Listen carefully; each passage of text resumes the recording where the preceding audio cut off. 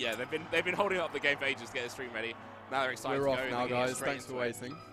So Peach Sheik versus Peach Ice Climbers. I mean, Peach Sheik's been known as one of the staple really good teams. You see that a lot, obviously, with Armada and Android or MTK. Yeah, exactly. Peach Ice Climbers a bit less conventional. You don't see Ice Climbers in teams that much. They have had some success. Chilling in the shootout, for example. Do Reb and Unhaven team a lot at all? No, or I is think this this might be the just first time ever. Okay. But yeah, we're going to see what they get going. A few down smashes there from Vanity Angel. And we're on FD, so Yeah. that's going to be a staple. For sure. Just as a quick damage. In terms of this team, like, trap. down smash between Peach and Sheik works out so well. I feel like they're so good at setting up the spacing where they'll bounce back between them instead of being knocked outwards, constantly knocked back towards their teammate. Oh. Straight into an up smash, you know? Now we can see that they've been teaming regularly definitely. with team combos like that. That was definitely set up before. Yeah. Pretty quite convincing lead already because this Peach on the Reb is going to have a tough time impacting the game on such high percent. Although, as I say that, no edge guard there on VA. That might have been able to, sort of turn the tables in their favor. Yeah, it's unfortunate. I mean, I'm really trying to work out the dynamics behind Peach and Ice Climbers because I'm not sure if Ice Climbers can support Peach in the way she can.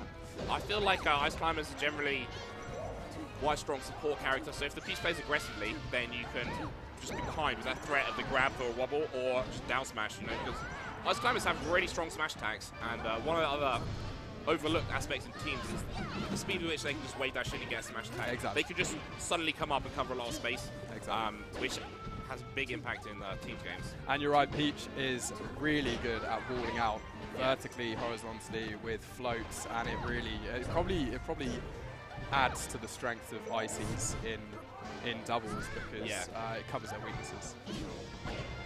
Yeah, I think so. I feel like the weakness for this team is when the Sopo gets kind of isolated, or the Ice Climbers generally, because they can have a hard time impacting the game. On this stage, less so, I think. But on stages with platforms, both the Ice Climbers and the Peach can struggle reaching up to the top platforms quickly, things like that. Ooh. Really high percent. Yeah, there's mad exchanges here, but red team come out on top. And that's one of those situations where you feel like the game was just hanging in the balance, right? If instead the red team lost both their stocks there, this game would be like close to tied. And now they are 3 stocks behind. Exactly. 2 stocks behind now. Okay. 1 stock behind. Yeah. Ignore me. I keep on getting it wrong. So yeah, blue team done what they can to set things straight, but they still have 1 stock deficit they're going to have to make up somehow. Red's got a nice bit of damage there on VA. That was all right. That's definitely for playing a Peach to get 40 damage is really, really good. But now Reb on his last stock, so he's going to have to make some work with this because R23 still got his crouch cancel, which means he's able to sort of brawl a bit better than anyone on the blue team. Reb needs to keep his stock. Yeah. It cannot go to V1 right now. Thing with characters like Peach and teams, I think a lot of characters and teams is sometimes you end up in this bind. You need to keep your stock, but you also need to make sure you're impacting the game, because otherwise you leave your teammate in a 1v2. Exactly. That leaves you in a really tricky spot, and if you don't play it perfectly, then you can end up going wrong. Now, Reb misses an edge guard on R23, which is a shame, and he actually gets punished for it, and now 2v1 Sopo. What's going to happen next one? I don't really know. That's what's going to happen, Yeah. Okay, so that was 4 stocks, they had 4 stocks left, but not like dominating, They both were on 100%. Few swings the other way, that could have been like this is the point where I look at 2 teams I would not usually see or I would not know, and at this point I think, are they getting outplayed or could they bring it back? And on high percent 4 stock, I'd say they could bring it back with good counter picking and maybe a bit of adaptation, and it's going to be a slobber knocker. Look at this. Yoshi's, I love it. Yeah, like just kind of a bit of chaos picking doubles. I know this is like a really classic commentator thing to say, but I honestly feel like if you know you're the worst team, then picking here sometimes just works in your favor, because it's like sometimes you just need a little bit of variance working in your favor in order for you to win. And there's a lot of room for, there's not much room for error on Yoshi's. You put one input or one bad decision and you can actually lose a stock for it. And when you are the lesser team, I mean, it's smart to go here. Bit of a stalemate here. Unhaven has lost Nana, so I feel like you just want to keep your try and save that stock when you're Sopo and not throw it away too quickly. I feel like that opens up doors for the red team to kind of just play the ignoring game with Sopo and get some time on and gang up. Yeah, because gang up on red.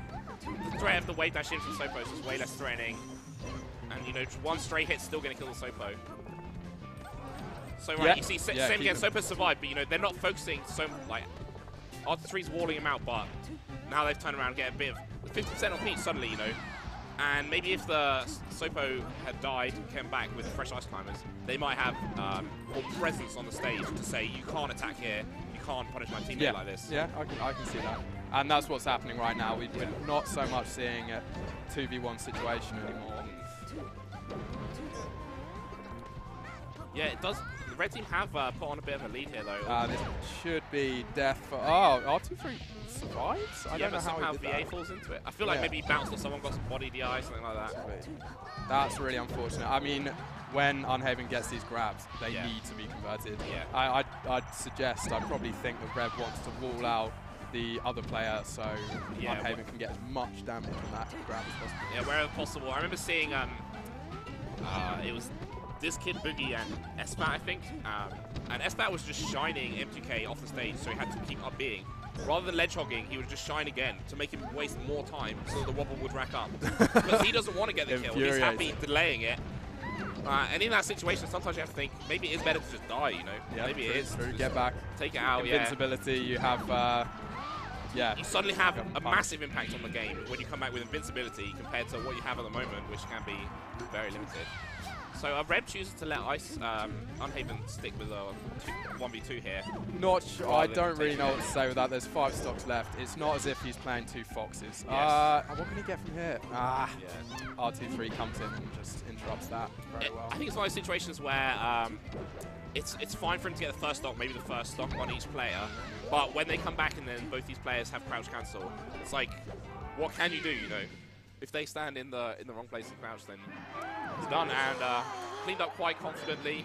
Not dominatingly, but confidently. That's all right, and for Reb and Unhaven for that to be their first time teaming. If we are right in saying that, I mean, what were we going to expect? They did really well. Yeah, honestly, I'm really in the first game, I was really impressed as well. The second game, I feel like they played about as well, and their opponents stepped up a tiny bit, which made it a bit more strong in their favor. But yeah, really good showing for them. Okay, so now we're at